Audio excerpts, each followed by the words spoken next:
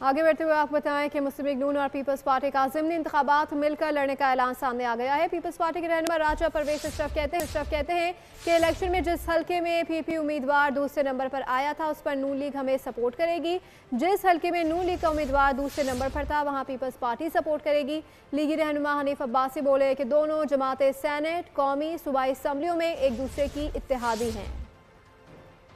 इंतखाबात अभी होने जा रहे हैं जिनकी अनाउंसमेंट हो चुकी है और उन ज़िमनी इंतखाबात के लिए एक तरीक़ाकार तय हुआ कि हम मिलकर वो ज़िमनी इंतखाबात लड़ेंगे और जहाँ पर हम रनर अप हैं उस हलके में खाए वो कौमी है या सूबाई है, जहाँ पीपल्स पार्टी का रनर अप कोई कैंडिडेट था तो वो उसके हिस्से में आएगा और जहाँ पर PMLN का रनर अप कैंडिडेट है खाए वो असेंबली या सूबाई असेंबली है, यूं ये इलेक्शन जो है दो इत्तेहादी जमातें जो हैं वो मिलकर लड़ेगी।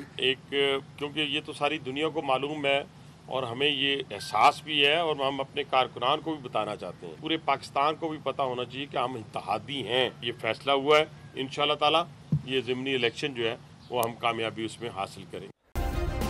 सब्सक्राइब करें और बेल दबाएं ताकि कोई खबर रह न जाए।